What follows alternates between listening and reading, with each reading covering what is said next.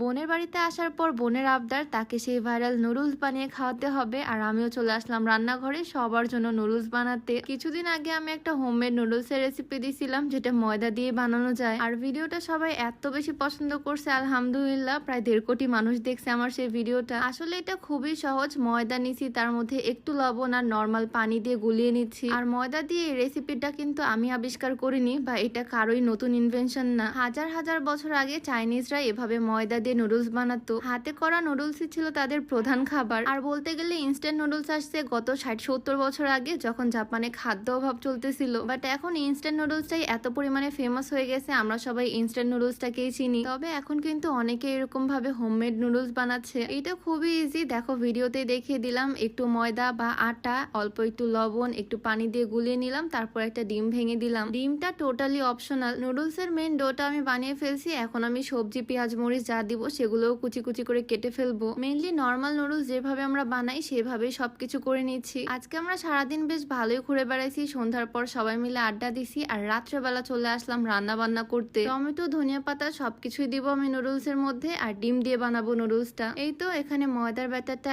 একদম রেডি। আর তারপর আমি চলে আসলাম বোতল ফুটা করতে। গতবারও আমি এই প্রসেসে করছিলাম। একটা পেরেক আগুনে গরম করে নিয়েছি, আর এখন একটা বোতলের ক্যাপ ফুটা করে নিয়েছি এটা দিয়ে। চাইলে ময়দার শক্ত ডো বানিয়েও কেটে কেটে করা যাবে এরকম নুডলস। তবে এভাবে আমার একটু ইজি মনে হয়, কারণ ডোটা একদম পাতলা থাকে, খুব সহজে এটা রোল করে ঘুরিয়ে ঘুরিয়ে করা যায়। চুলার মধ্যে প্যান বসিয়ে দিলাম, আর একটু তেল ব্রাশ করে নিচ্ছি। তারপর এভাবে কয়েলের মধ্যে ঘুরিয়ে ঘুরিয়ে আমি নুডলসটা বানিয়ে নিচ্ছি। আগের ভিডিওতেও দেখাইছিলাম, নতুন করে দেখানোর আর কিছু নাই। যদিও এই রেসিপিটা অনেকে ট্রাই করতেছে, আর একদম পারফেক্ট ভাবে করলে এটা খেতে অনেক মজা হয়, মানে একদম কেনা নুডলস এর মতোই। প্রসেসটা একদমই সিম্পল। 1 কাপ আটা বা ময়দা দিয়ে একদম অনেকটা নুডলস হয়ে যায়। এই যে দেখো আমার নুডলস গুলো একদম রেডি। এখন এগুলোকে রান্না করার পালা। আমাদের নুডলস গুলো একদম রেডি, আর এগুলো একটু চ্যাপটা চ্যাপটা ধরনের হয়, মানে কোরিয়ান নুডলস গুলোর মতো লাগে আর কি। নুডলস তো রেডি, এখন জাস্ট এটাকে রান্না করে নেওয়ার পালা। আজকে আমি ডিম আর সবজি দিয়ে করব। রাত্রেবেলা যেহেতু আমি বানাচ্ছি, এখন চিকেন বের করে ভেজাতে দেওয়া ঝামেলা। ডিম দিয়ে রান্না করলেও কিন্তু অনেক মজা হয়। এখানে তো আমি রান্না বান্না করতে ব্যস্ত, আর আমার ভাগিনা দেখো রান্নাঘরে এসে বসে আছে, চোখ খুলে রাখতে পারতেছে না সে। তারপরও নুডলস খাওয়ার জন্য এত রাত জেগে বসে আছে। সেজন্য আর কি আমি একটু তাড়াহুড়া করে বানাচ্ছি, যাতে তাড়াতাড়ি কমপ্লিট হয়ে যায়। নুডলস জিনিসটা আসলে নিজের মন মতো করে রান্না করা যায়। চিকেন বা চিংড়ি যে কোনো কিছু দিয়ে ভাল লাগে, আর একদম সিম্পল ওয়েতে একটু ডিম সবজি দিয়ে রান্না করলেও বেশ মজাই লাগে। যদিও আমি বেশি একটা সবজি ইউজ করতে পারিনি, হাতের কাছে যা যা পেলাম সেগুলো ইউজ করলাম। আর এই দেখো বানিয়ে রাখা সেই নুডলস গুলো আমি অ্যাড করে দিলাম। আমার কাছে এই নুডলস গুলো বেশ ভাল লাগে, শেপের কারণে একটু চ্যাপটা চ্যাপটা হয়। আমি একটু সয়া সস দিলাম, একটু টমেটো সস দিলাম টেস্টের জন্য,